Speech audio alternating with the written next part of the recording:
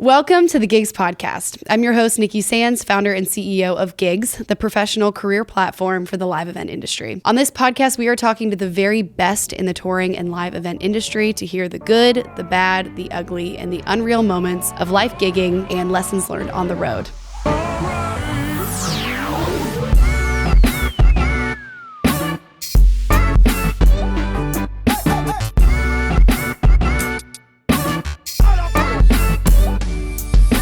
This episode is sponsored by Palm Tree Health. As a freelancer, having the right health insurance is crucial, especially coverage that protects you on the job and wherever the gig takes you. Meet Will Palmer, a health insurance advisor who specializes in health coverage for freelancers like you. Here's the problem. Many plans, like those from ACA Marketplace or your spouse's group plan, might not cover work-related injuries. They assume you have workers' comp, which most freelancers don't. But Will Palmer with Palm Tree Health offers customized plans that cover you in case of on-the-job accidents and provide nationwide protection. Whether you're on tour or working in another state, you're covered. Plus, he offers free consultations to help you find the right plan for your needs and budget. Don't wait. Secure your health and future today. Visit Palm Tree Health on Facebook or at palmtree.health on Instagram to learn more and contact to book your free consultation. The links will be in the show notes. Today, we are honored to be joined by Angie Warner, a true legend in the touring world who's worked on the road for the last 24 years. For BTS, Madonna, Guns N' Roses, the Rolling Stones, Imagine Dragons, Jay-Z, many more. For the past 5 years, she's been the tour manager for Post Malone, and recently she's transitioning into a totally new direction, country music.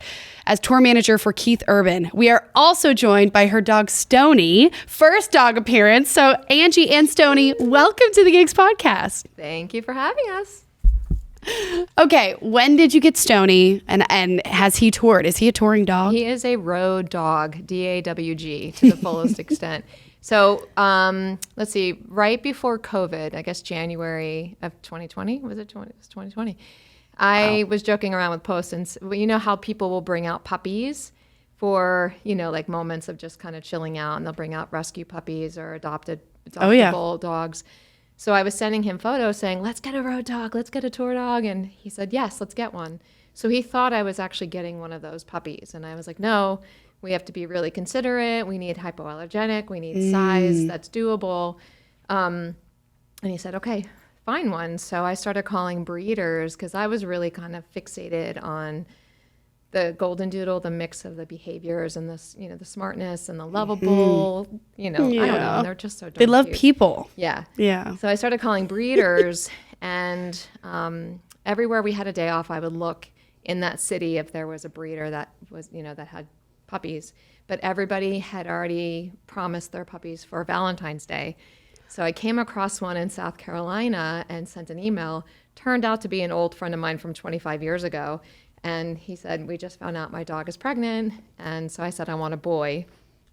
And can I get him on my lap? Yeah. Come here. Actually, he won't. He probably won't right now. Okay. Goodbye.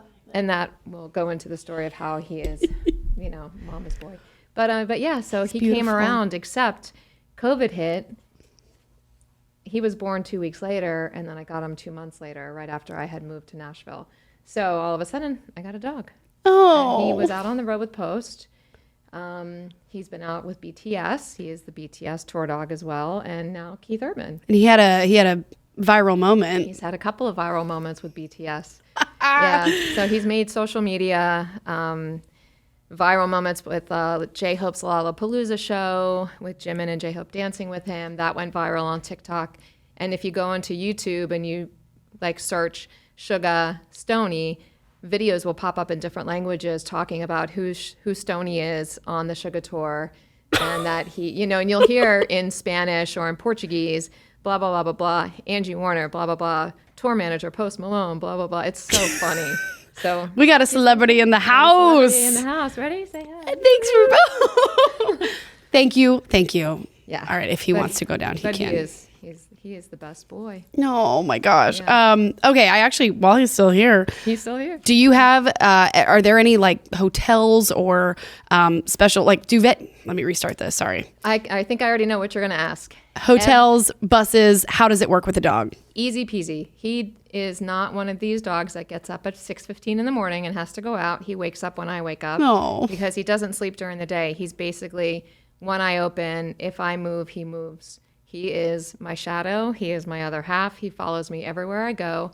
Hotels, I should preface this with he is a registered service dog. So he is by law allowed to go into hotels with me, be with me at all times, basically. So, and every hotel has just fallen in love with him because he's very well behaved. Yeah.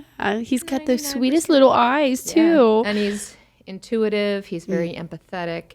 He is...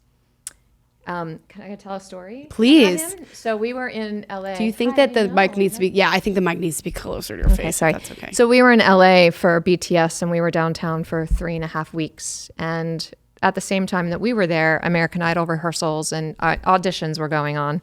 Okay, bye. Okay, bye. So the auditions were going on, and every night I went down with him at 7:30, took our walk, and then at 10:30 we went down for the last pee, and then back up to the room. So every night, same pattern, except for show nights. And we went down 7:30, and all the kids were outside that were auditioning. And when we came back in, Stoney planted himself and was facing this girl, sitting, barking incessantly at her. And I couldn't get him to move, and he would sit and he'd look at her and bark. And usually that would trigger something like a warning or something. But I'm like, I'm so sorry. He's so rude. I'm really sorry. And I finally got him pulled away. I went back down at 10:30 and security said, can you come here for a second? I said, sure. I'm so sorry. I know it's probably about the dog barking. He goes, no. He goes, we have seen your dog every night do this, and we've never seen him bark. So it basically clued us into something being wrong. And they went over and approached the girl. She had a psychotic break. And they had to take her away in a stretcher. And so they were saying, thank you. I actually am going to get emotional about this. They said, we wanted to say thank you because without that warning, she could have actually hurt herself or hurt somebody else. And Oh my gosh. I know. So there's something about him that is like a true connection to humans that I'm just so blessed to have. That sixth sense. That sixth sense. They know when something like that's going to happen. I mean, he's a therapy dog. Yep. Yeah. He's done it a couple of more times when somebody who's mentally off has been in our presence at a coffee shop or something. He will plant himself in the middle and focus on them and bark.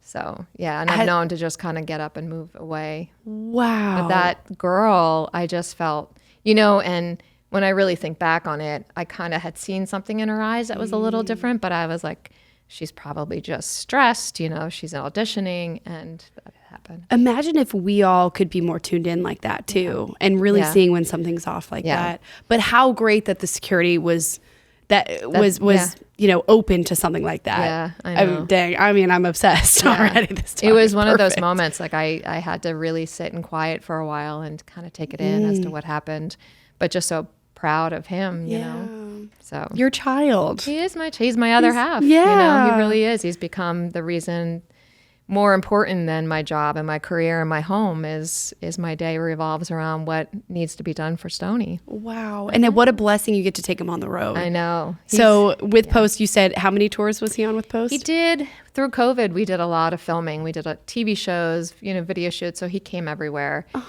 And then we did the one full U.S. leg for 2 months with him. Wow. Yeah. And so does he sleep in your bunk with you? He sleeps in the bunk. Love it. It wasn't so good the first night, but once he got settled, he'd be like, I want to hang on the front lounge with the guys for a while. And he'd be like, all right, good night, Mom. And then after a while, he'd run in and get right in the bunk, and he'd see his little head peek out like, all right, I'm tired. What's your bunk? Bottom passenger, front. No. Has he ever snuck into the wrong bunk? No. He knows where you are. He knows. Yeah. And he goes to that bunk even now on like Keith's shows, because sometimes we'll trade out different buses. He'll go right into that bunk. Oh my gosh. Yeah. Okay. That's a blessing and amazing. I bet that's like a non-negotiable. You need to be able to bring Stoney on the road. And I didn't fully accept the Keith Urban gig until I brought him to an event that we did at Bridgestone, and he got to walk around and be around everyone because I really want to see how people react. Yeah. And are they comfortable with me having a dog? Mm-hmm. And Keith was on the side of the stage, took his guitar off, and got on the ground and played with him the first time we saw him, and I was like, okay, we're good. We're good. Yeah. Well, Annie, I bet you've seen it, but I mean, how that helps people's mental states. Yeah. Road gets. After COVID, it was really important that because of who he became for me over COVID and during that transition, I wanted to let people know that he wasn't just there for me, he was there for everybody. So on that first tour back, I made it clear and told everybody, hey, Stoney's here for you guys as well. Please note that my office will always have a couch. My office door is always open. Please come in, take 5 minutes and collect yourself, calm down. If you need that space, be there for him. And I'll remember this one time, one of our big roadies came in, he's like, can I hang out with Stoney for a bit? And he got on the ground and I could hear him whispering, I feel my endorphins changing. I feel my serotonin changing. And I was like, this is why. Yeah. So clearly taking care of your crew is really important to you. Yeah. And it's very clear in how you talk about it. I would love to actually just go straight into that and all the years on the road, and we're going to get to all of that. But all the years on the road, why is this so important to you? And how do you, as a leader, as tour manager, what are some things that you do for your crew? One of the things that Charlie Hernandez said to me recently was, the road is a great place for kids who don't have something to really attach to. It's a great spot to be in if you come from a broken home, separated parents or something, because you really start to feel a sense of family. Yeah. There's something to be said about tour family. And I come from that background. I come from a very sort of broken 3 dads, 3 moms, that once I got on the road, I knew what it was doing for me, and I wanted to make sure everybody knew that we were all there for them as well. And I started off on a tour where we all looked after each other, and it was checking in on everybody, and a hug, a touch, we're all here, we're all going to make it, because it was a crazy schedule, that let's just get through it together. So what tour was this? This was NSYNC in 2000. Yeah. Jeez Louise. What were you doing on that tour? I was the second production assistant. Okay. Yeah. So I went right hard, go hard or go home. Started off on a stadium tour. Did you feel that from the top down? Or was everyone from the boys? Absolutely. Those boys came in every day and gave Flo and I each a hug every single time they came into the venue. Whoa. Yep. Wow. Same as the security. Yeah. I can only imagine what that does to crew. Yeah. In wanting to work really hard for them. Mm-hmm. Wow. I mean, Chris used to stay and help out with load outs. He used to you'd see him on the deck, like pushing cases, and then he'd jump on a crew bus and go to the next city. This is on a stadium show. This is on a stadium tour. Yeah. What a cool thing to start out with. Yeah. And so when you start off like that and you see how well it works for that environment, you want to continue that as much as you can. Okay. So NSYNC is your start. Mm-hmm. What was next? Well, actually, let's talk more about that first gig. How did you get that first gig? Florence C. was the production coordinator, and I had been a runner in Charlotte. So I worked... Where? What venues? It was Blockbuster Pavilion, so it's the amphitheater. Yeah. But I worked for Cellar Door Entertainment, which is now part of Live Nation. Awesome. I'm from Charlotte. Oh, so see? I went to Rob Manley, Bobby Morell, who was around at that time, who passed away, Wilson Howard, amazing, were my mentors. Wow. Yeah, so I used to be able to run in Greensboro, Columbia, Greenville.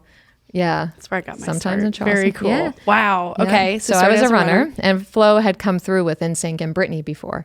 So I don't remember if I was working. I think I was up working in Greensboro at a Britney show, and she walked by me in the hallway and she goes, "Oh, I need to talk to you." And she said, "Do you want to go on tour?" And I was like, "Sure, okay." But she and I had worked really well together on that local level. Whoa! Yeah. So we're still best friends, and I am mother to her daughter, godmother to her daughter. I'm sorry. Wow. Second mother. Oh my gosh. So, okay. Yeah. So that's how that happened. Right place, right time. You see the same tours coming through. You see the same production teams coming through. And you make a good impression, and you know what you're doing, and you're efficient, and you're helping. And basically, I became the person that they would say, please make sure that she's working. Please make sure Angie needs to be there. She knows how we work. Please make sure can she come to Columbia and do the show? Can she come to Charleston and do the show? Because she knows our routine, and that I became that person. Wow. So how many years were you doing this? So I started in about 94, 95. So I was a runner for 5 years. Okay. About so that's how before you I got can my really first start tour. getting those relationships. Yeah. It's whenever I'm telling people how important running is, because when you're also doing those errands, you're realizing what they need on the tour. Yep. So that when you are Yeah. on the tour, And you're observing. You're observing how it works. You're observing how teams are working together or not working together, how it works, how it doesn't work. Hey, the production team that just came through did it this way. Would you like to try this? You know, it's Right. or this setup or any little bit of information that you're learning by osmosis, you're taking on to your next event and your next gig. It's just, I just learned by watching and asking questions. And also because the joke was Bobby used to fall asleep. He would stay up all night and then pass out in the office, and I'd go steal his radio. So whenever they'd call him, I'd be like, I got you. What do you need?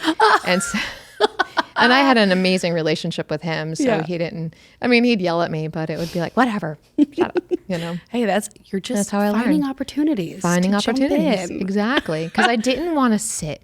I didn't want to be sitting around because that's when you felt tired. So Exactly. the busier you were, 20 hours a day, then the better your day was. And it's so easy to see that Yeah. when someone who's doing that.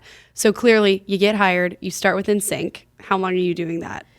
So I was with NSYNC for a year. From that point, I had been offered to go out with Dave Matthews as a backstage coordinator. So I was doing dressing rooms, washing their clothes, you know, that kind of stuff, band assistant. And I got told to put a party room together. So we put a friends and family sort of bar together, which became the Everyday Lounge. And it was, there's little stories behind that. But so I took that because it was better paying and I was such a big fan of Dave and the camp, you know, How long were you with Dave? about 4 years Wow. Doing in that role. in that role. Yeah. Yep. So hospitality. dressing Hospitality. room. Yep. I got to, you know, assign the rooms and tapestry them out because that's what you did back then is carry cases of tapestries around, which I still have a box of them at home for memories. We're still doing that. I think. Yeah, we're still doing that. Yeah. So I did that for 4 years and got offered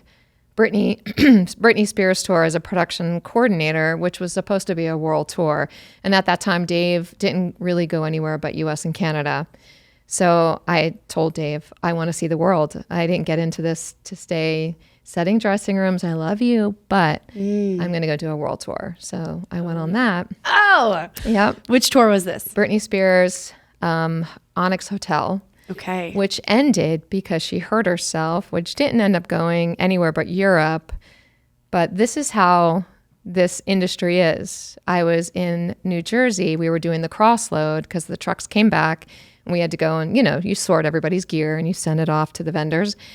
And we were sitting around a dinner table. And I remember Bobby Allen had gotten a phone call from Allison Larkin, who was working with, it was TNA Adventure, which is now Live Nation Global touring. And he said, oh, what do you need to hire somebody? Oh, you're looking for somebody as a production assistant for Madonna. Hold on a second. Angie Warner sitting right here. We just canceled our tour. And so that's how I moved on to something different in the industry, working for Live Nation Global Touring at the time, TNA Adventure on Madonna, Wow. which then went into the Rolling Stones. And so every transition into a different role in a different part of touring was always instigated by a female in the industry for me.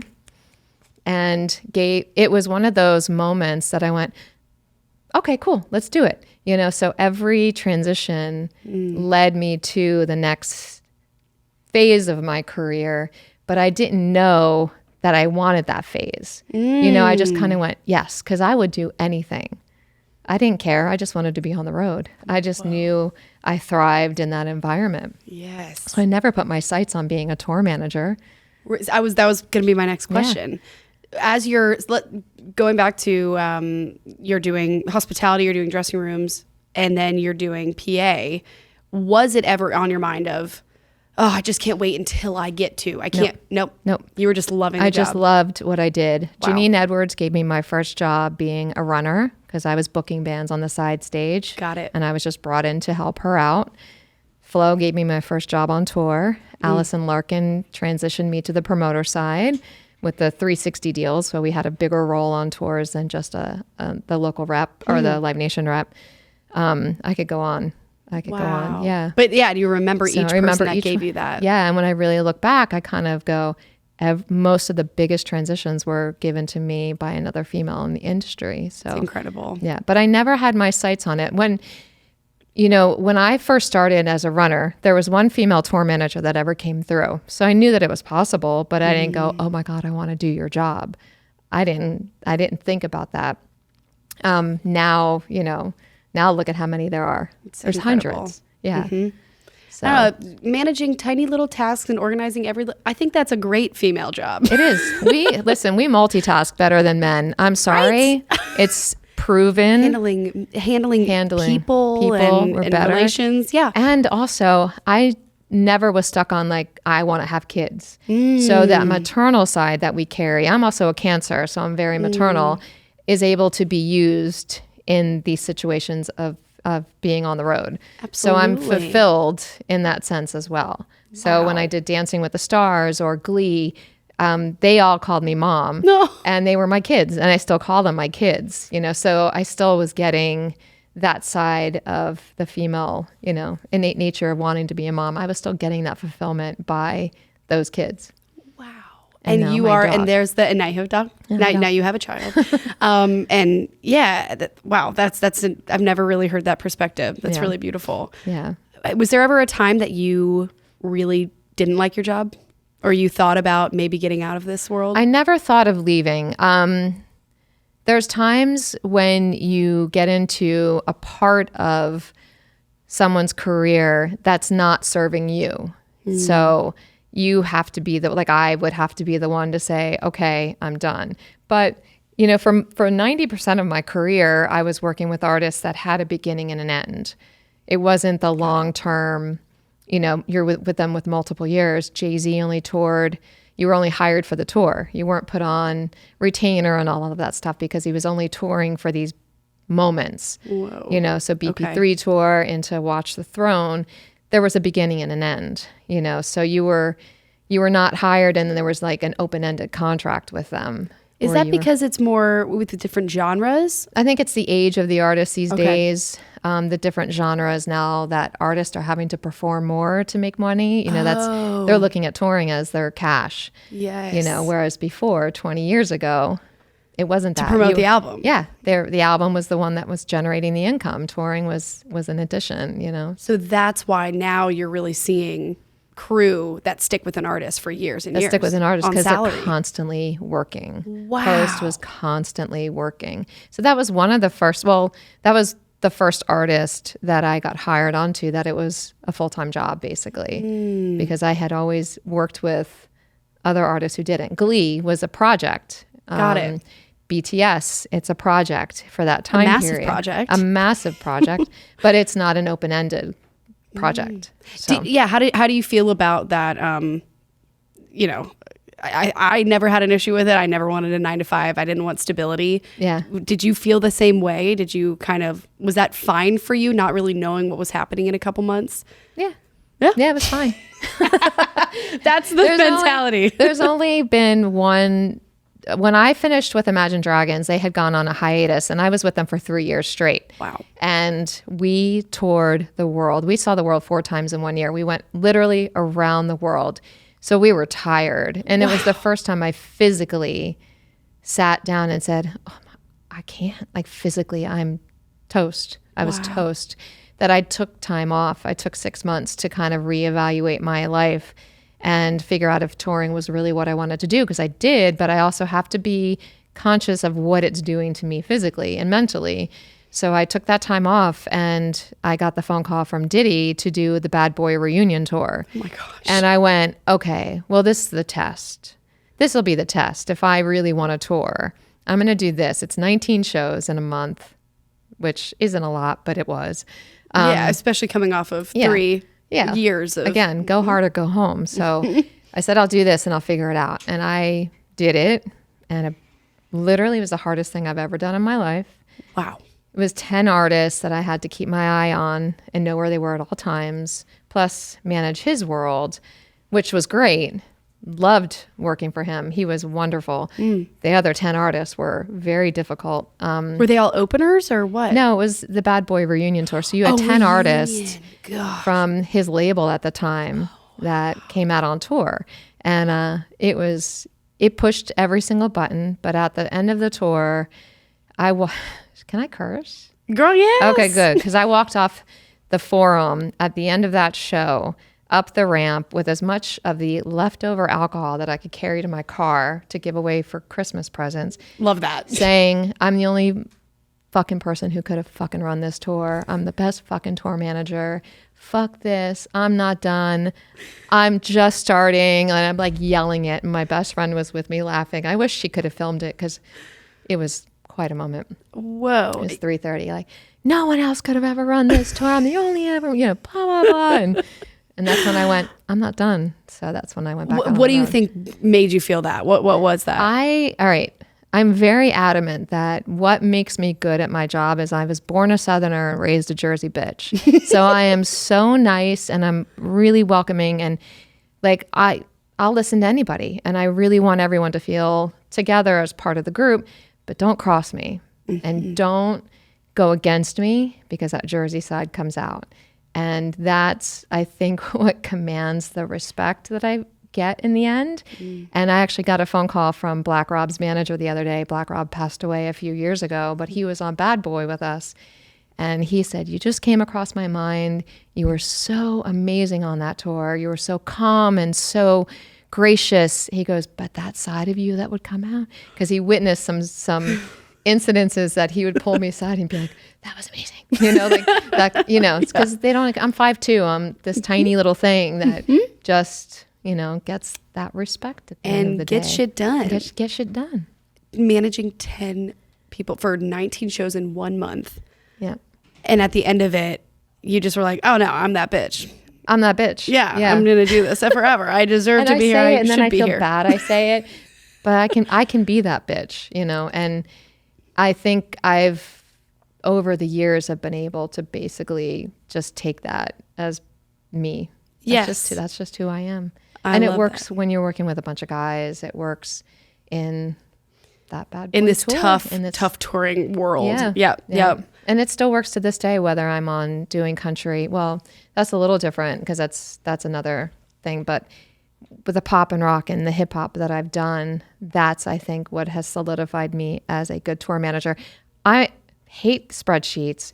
I hate doing all that kind of stuff. I'll do it. I'm not the best at it, but overall, I am a good pick for a lot of the more difficult tours because it's dealing with people. You've got 5 people in front of you that all want the same answer, but you have to tell them in 5 different ways. I can do that. Wow. And that's my skill set. And I think that's 50% of the gig. The other 50 is the computer work. Can you go into that a little bit more of why would you need to, are you talking about maybe the promoter, the venue, how you have a crew person is different than a band member. Yep. Is different than your artist, is different than the artist manager. They all need to hear the word no. But a crew person can be like, nope, go.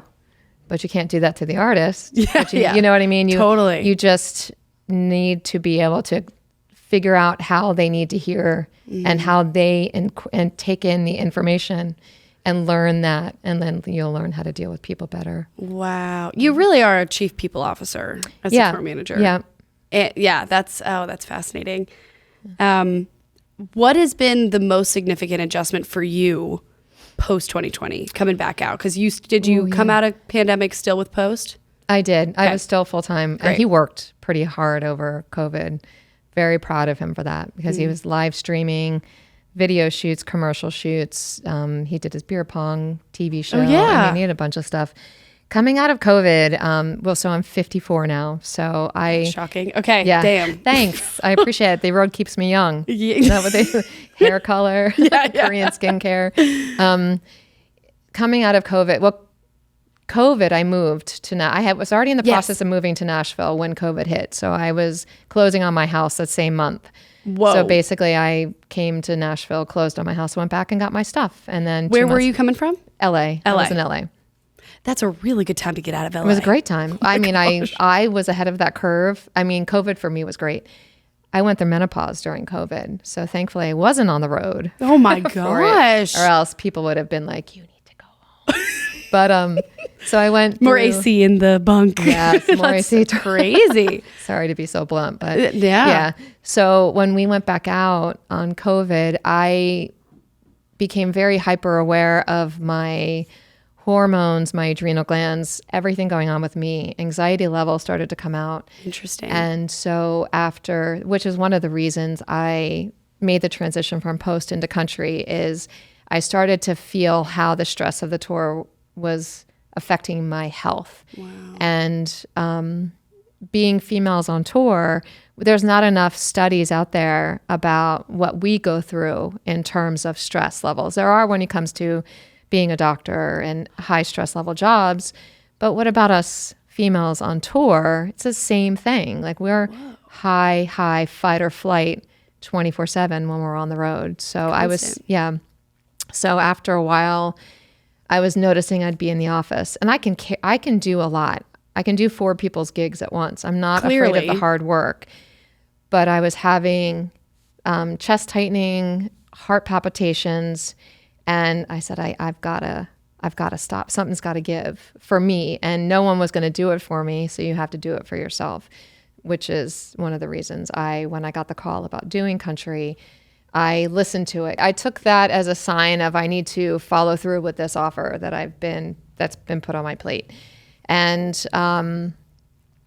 coming off of 23 years of intense fight or flight level of touring, which we do as females with our eyes closed, we can do it with our eyes closed. I could feel when I came off of that into this, my central nervous system started shorting out. Oh my gosh. So I was feeling how my body was coming down from it all and having to go to the doctor and say, something's going on. I'm having chills on my skin that feel like sunburn. You know, when you get sunburn and you get cold, that throughout I would shudder and it would be painful. Wow. They ran a whole bunch of tests and then she said, this is anxiety. Oh my gosh. And I was like, amazing. Great. Why is it coming out of my skin? And so I started doing a lot more research and going, okay, I have to control this because I just don't want to shorten my life, you know, and have a lesser quality of life in the next 20 to 30 years because of my career. I can only imagine the doctor is saying, so how much sleep are you getting? And how's your health? How is like the food you're intaking? I mean, it is so hard to be healthy on the road. It's so hard. Yeah. People can do it. You can do it. Yeah. But I even notice at home when I'm, you know, even yesterday, 9:00, I'm on the computer and I took 2 1-hour breaks. One was for him. The other was to take him to Dutch Brothers so we could get his Dutch boy bandana because it was National Dog Day. Obviously. And then till 11:00 at night. And I'm going, God, I've had nothing but sugar today because I was grabbing for something ezy to eat at the computer. Yeah. And years after that, you know, that all. And after show food. Yeah. So that's my thing now is I've never, over the 24 years, been one to say I am a female tour manager. I've always said I'm a tour manager. I was brought into this business and around men most of my life. I wanted to be on the equal with them. But now my focus is, as females in touring, how can we take care of ourselves and get that information to the younger generation so they can be aware of it for their own sake and their own health and life moving forward on the road. That is so inspirational. I hope so, because it's a real thing. But it's my generation that is now coming up with this knowledge because we've been doing it since you were the ones that pioneered it. Yeah, we can be in leadership roles now in the industry. I mean, it's because of you guys. So from all the women out there, thank you. And there wasn't a lot of women before me. There was, but there wasn't a lot of female tour managers and, you know, wardrobe, catering, production assistants. And now we're in every role on tour. Truck drivers. Yep. Bus drivers. It's amazing to see. Rigging, everything. It's really cool. It's amazing. It's so good for the industry too. It and is. What last December at the conference in Lidditz, you were on a panel of I think it was 4 female tour managers. Tour managers, yeah. And the title of this segment wasn't female tour managers. It was tour managers. And that really was so powerful for me because that was always like my dream of tour managing. Not anymore. I'm not on the road anymore. But, and I do like that, anyways, y'all are holding this incredible leadership position. And then now you are putting an emphasis on, listen, it is different for women out there. It is different. And let's talk about it. But when it comes to what you're going to pay us, how you're going to respect us, you do the same as you do for the men in the same roles, because we are bringing so much more to the table. No disrespect to the men out there, but we are. We carry a different sort of energy with us into these roles. So level of care and wow. Yeah, and I fight for that, and I want to make sure that other women know, like, don't separate yourself out. You are up there with the guys working a percentage harder just to prove that you can do it. And you can. So keep doing it. Ooh, keep kicking ass, ladies. I got chills. Can you talk about, you are known for being direct and efficient with your time, and you say that you have this side that comes out, but can you talk more about that of being a woman in a leadership role? Communication and the way that you deliver bad news, or you're encouraging someone or praising someone. How do you go about that? I'm a very physical person, so I'm the one that will go up to a crew guy and touch their arm. You good? Like even just a little bit, a hug. I'm all about that. I'm all about the physical connection with people, and I'm very good about knowing when people don't want that or like it. I'm direct, as in yes or no, black or white. I don't want the rigmarole story behind it right now, because even though the generations and what the younger generations are bringing into the industry, the show doesn't slow down because of it. The day goes on just as fast as it has for the last 20, 30 years. If not faster and more intense. So if something's coming in that's going to slow down their performance, it's let's get through today and then let's talk about it. Because I'm very blunt in the sense of, if you feel that there's going to be something that's going to stop you from excelling at your job, then let's talk about something different for you to do. That's not going to be so, I don't want to say detrimental, but slows down the rest of us. Does that make sense? Then let's talk about it. Because you love it or you don't. And if you don't love it, then go home. Yes. Because you got to love what you do to be out here, to be good at what you do. Liking it a little bit or just dealing with it, you're bringing other people down with you. And I'm a firm believer of all of that. How quickly negativity just spreads. How do you handle that? I don't know. I have some different ways. It all depends on the situation. Yeah. So it's kind of hard to say, this is how I deal with it. Yeah. Totally. But a lot of times I'll be very blunt. I have the behaviors of somebody that's 50 something years old, so, but I also am in tune to what the younger generation brings and how they need to be talked to or sat down and like, let's have a conversation about it. But then I am like, this business doesn't slow down because you want to just try this, And yes, it doesn't. And we go at 150 from 7 in the morning until 2 in the morning. And that's what it is. And then again the next day. And a lot of times I've said, I've done this job, your job, that person's job, and I'm good to do it. So I can take it back on, like you can, like, it's no big deal. I can take it back on my plate and do it. It's fine. But I was trying, Yes. So there's all of those conversations. I'm forward in that. Yeah. But we don't have time to sit here and talk about it for 6 weeks. And yes, how long do you give? Minutes. This might be a really, this might be a really tough question too. But how long does it take for you to kind of trust someone that they got it? How long does it take for you got someone new in, they came from someone that said they were great. Okay. And they're not cutting it. What do you do? Well, I'll tell you how I know people are going to be good at their job. I have an intuition.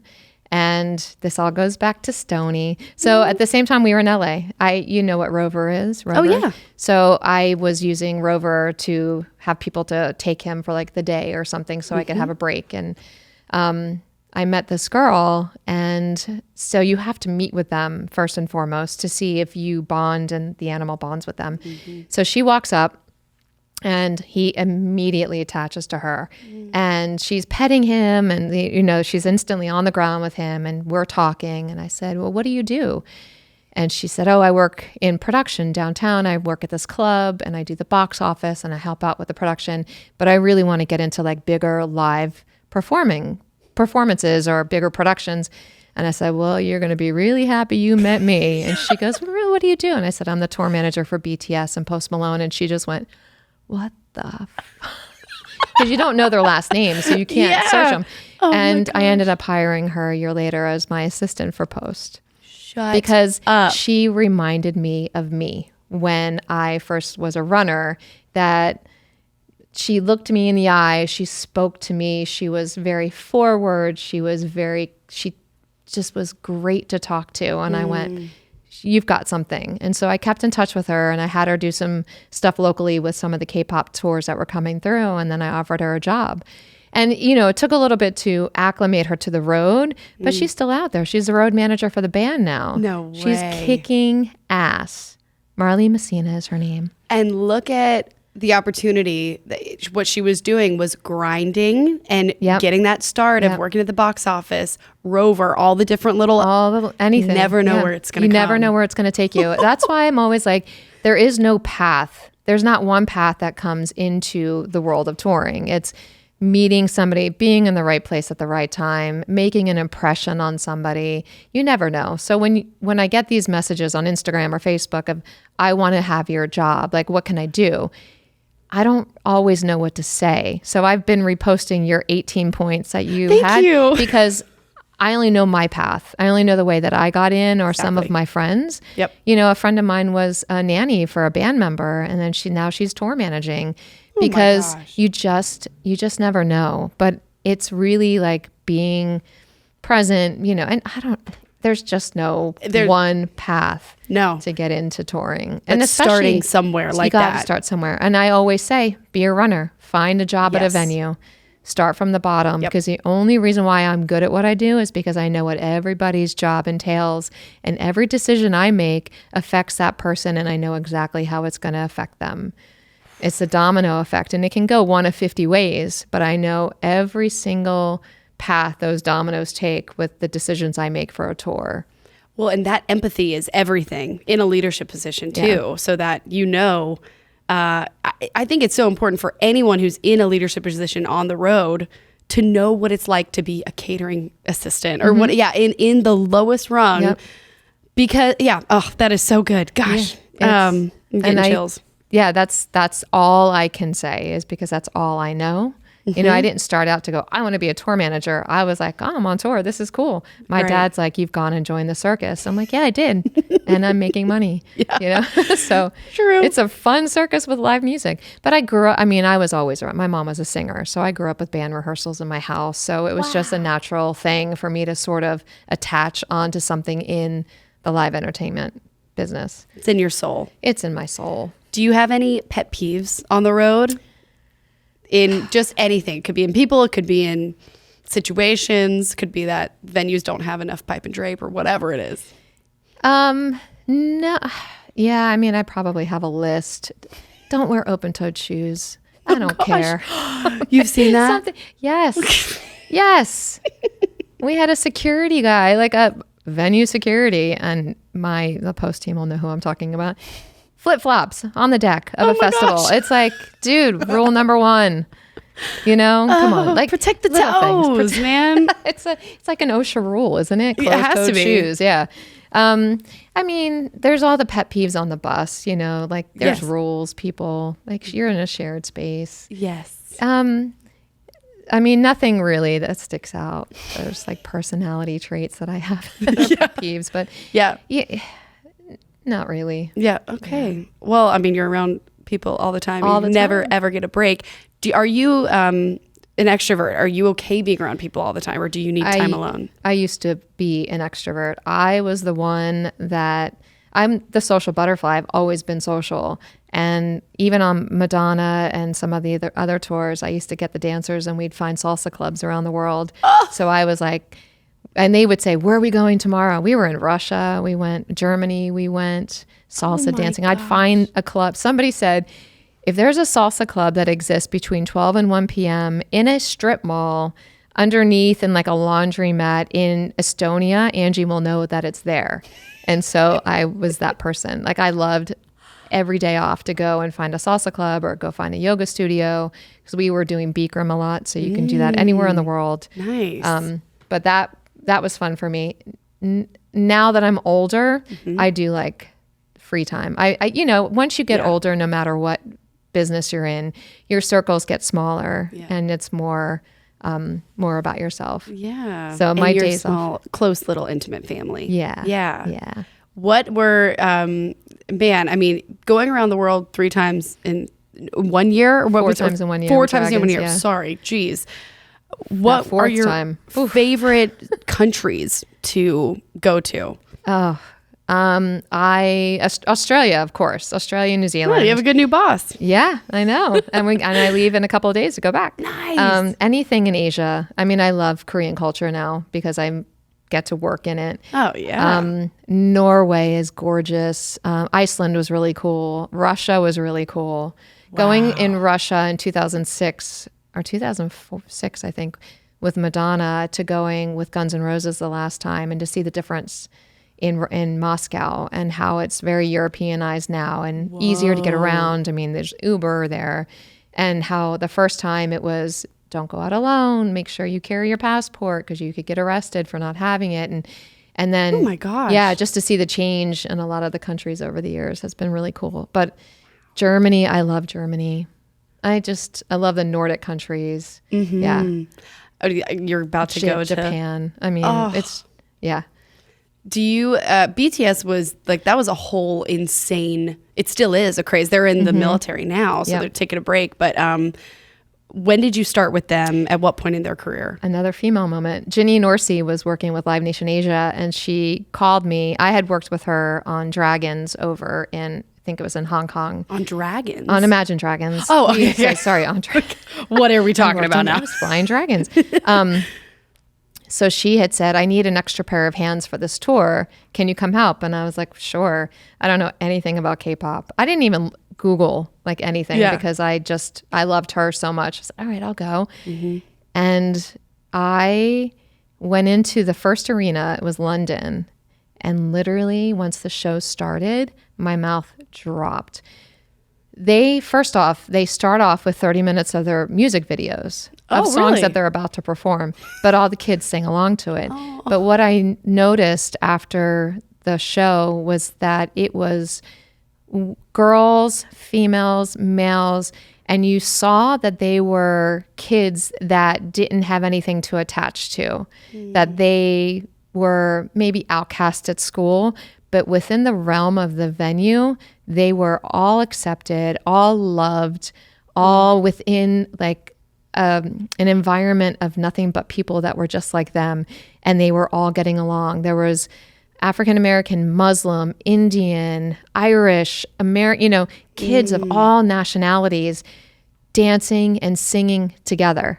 And the boys create this environment online of accept all, love yourself, love each other. And that's what they do at the shows. So you can watch security walk around and say, hey, you need to get in your aisle, and they'll move. Oh my gosh. So if something happens, everybody sits down and waits. It's like this respect for each other that exists in no other environment except for K-pop. And it was the most beautiful moment to me that I got emotional. I was like, this is incredible. I don't know what they're singing because they sang no English at the time. It was 2018.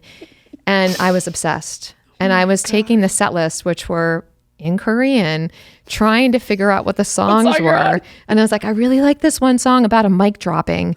And it was called Mic Drop. And it was a Steve Aoki remix or something. Cool. And then I just became obsessed. And then I became obsessed with the choreography, because Korean choreography is above and beyond anything you see in the States.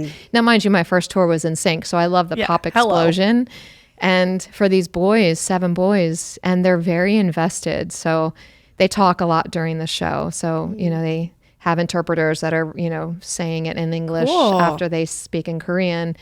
And one of the boys had hurt himself. He had cut his heel.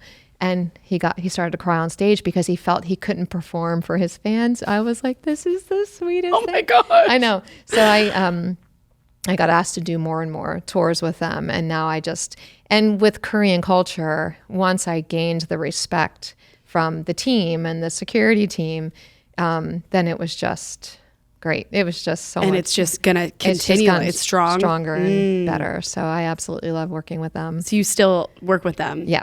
Wow. BTS is in the Army, so they've had side projects. And now that I'm full-time with Keith, I will just put a team together, advance everything, and send the team out. So right now we're doing Lollapalooza Berlin. 17 is the group, and they're headlining. Okay. And they just performed at Glastonbury as well. Yes. So I just advance everything, help the travel agents, and then send somebody out to be the person on site. So I'm still involved. That is the dream job right there. That is a great job. Is the TM that gets to stay at home. Stay at home, I know. Stay at home TM. Yeah. I need to list that on gigs as a job title. Yeah, right. Stay at home TM. Stay at home TM. We only have a few more minutes. So I just want to kind of do some rapid fire questions with you. What was your first concert you attended? I was a baby, Loretta Lynn at the rodeo. First concert I remember, Pat Benatar. Ooh. Now backtrack. My mom was a singer, and she and Pat Benatar were singing Waitresses in Richmond, Virginia at a place called the Tobacco Company. So to me, she will always be my idol, mentor, and she's also got that New York sort of persona. So I've taken that Jersey side and made it something. At what point in her career was your mom, before. Wow. Way before she even broke away to become a rock singer. That was a badass first concert. Right? What's your favorite venue to see a show and work a show? You always have Red Rocks. I love doing shows at the Forum because who doesn't love the Forum Club? Mm-hmm. You always take a picture of the cake. Right. I like... there's a ton. I really like Box Center in Tulsa, Oklahoma. Okay. Because of all the theme rooms and they always have the photo booth. But most venues these days are doing something that's really fun for the crew, that's interactive. True. Coffee carts, ice cream trucks, all that stuff. I just think any venue that's going to go above and beyond for the crew that's there that day is very special to me. Puppy parties. Insane. I mean, come on. Without the puppy party in St. Louis, we wouldn't have Stoney. Thank you, St. Louis. Thank you. What was your most, I think you already said it, your most challenging tour? Bad Boy Reunion tour. Dang. Yeah. Have you Very worked with Diddy since? No, he might be gone now. Yeah. They had called me to do a couple of things, but I was busy. Got it. Yeah. Got it. What is your favorite after show food? Pizza. Same. Pizza. Yep. But there is bad pizza in the world, just so you know. Shockingly. I Yeah. know. I think that there needs to be like air fryers or something on a bus to. Yeah. The microwave pizza just ain't it. But cold pizza still is good pizza. That's true. That's Can true. be. I just can't get behind Don't give me fries. If anybody's gotten after show food with French fries, then they aren't really good. They don't know. They don't I know. totally did that at the beginning, and I realized, oh my gosh, this Fries is are the worst. Yep, the fries are bad. Do you have a road snack? Protein shakes. Okay. Because as you get older, you need to have a certain amount of protein every day. So Core Power protein shakes by Fairlife, I think it is. They have ones that are 48 grams. Dang. And I stockpile those because they're like, you need 100 grams of protein a day. And I went, how am I going to do that? Mm-hmm. Spoonfuls of peanut butter. So at least if I get one of those in, I know I'm almost halfway there. Do you have other things on the road that you're just like it's a must have when you're on the road? As in snacks or just stuff? Oh no, just anything. Oh, sorry. I am the worst packer. I still to this day don't know how to pack. I overpack because I am what if? Yeah. If I'm on a plane, I have little baggies. What if somebody needs a little miniature thing that if you put it in water, it turns into a washcloth? Like I have to have those just in case. I mean, it's bad. I have everything. Okay, you're tour mom. Hello. I am the tour mom. Yes. What if somebody gets a headache? Then they're going to come to me for Tylenol. I have to have a little thing of Tylenol. Wow. Yeah. I would say you're a good packer then. I'm a good. You were I do overprepared. overpack. There you go. I do overpack, and I will say, people, when you have heavy bags for a really long time, you are definitely going to have back issues later on. So Got buy it. the inversion table now and start to use it because it's Wow. helpful. Yes. What a good tip. Love Yep. that. Do you have a pre-show ritual Meaning like with the artist or something? with the artist, with the crew, or maybe it's a pre-tour ritual or just something that, I don't know. No, because I feel like because of COVID, I haven't really done a lot of tours starting with the same sort of system. Yeah. Right. But I do, for a really long time, we did this with Dave, the last show of the tour. We would all line up with candles and make a candle sort of walkway. So when they came off stage, then we would cheer. Yeah. That's so sweet. And I do like to do that. I think I did that with Post for a while is, you know, for the first and last show, everybody line the hall, every crew member, and then cheer them on to stage. That's special for everybody. Yeah. But pre-show, I don't always watch every show because that's usually the quiet time, but I will try to go out for the, you know, first, second, or third. And there's a thing about that adrenaline, and you know you're in the right position when you start to get that emotional response when when the lights go down and the show starts. Have you ever, did you ever have a point in your career that you lost that when, Yeah. where Yeah. it just got like, oh, another show. Yeah. And, you know, we sacrifice home life. We sacrifice everything. You know, I've missed weddings and funerals and, you know, being with my family. I, you know, lost my mom a couple of years ago. I lost my stepfather right at the beginning of COVID. That it has to be worth it for me. It has to be worth it. There's an energy and an ethos that exists in touring that if it's not there, I will rethink my position because I want to be in a world and an environment that I'm allowed to be myself. When I feel like I have to hold back pieces of myself, then what's the point? I want to live my best life every single day that I'm at work because I'm in an environment that I can have that. And that's what I strive for. And so some days I do a lot of self-reflection and a lot of inward thinking of, am I in the place I'm supposed to be right now? Wow. You know, and especially at my age, you know, I'm not 20 years old. I'm not 30 years old anymore. I'm 54 and I want to make it worth it. I want to make it count. And I want to be the best that I can be for the artist and the camp that I'm with. And if you're loving it, yeah, everyone else will feel that. everyone else will feel that. And you're allowed to ask those questions to yourself because if you're not happy and you're not feeling it, everyone else is going to feel it. And you don't want that ripple effect. You know, you really don't. Angie, this has been an honor. Thank you for your time. It's been an honor.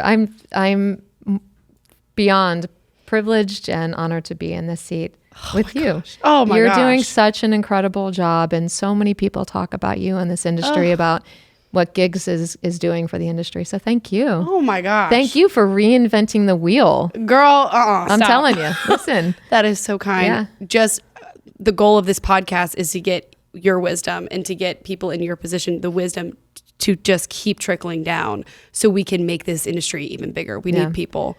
And better, and bring in better people. And Keep it strong. keep it strong. Gosh, Angie, you're the greatest. Thank you. And Thank you. you to your little pup. Thanks, Thank you, Stoney. Stoney. You want to come say goodbye? Come here. Oh, come. You going to come on my lap? No. Hello. Okay. Hey, Stoney, come here. Okay, ready? Hold on one second. Okay, get him. Okay. He really wants to be a guitar player. Best Keith Urban guitar solo. Oh my gosh, that's amazing. Thank you, Angie. Say thank you. You're the greatest.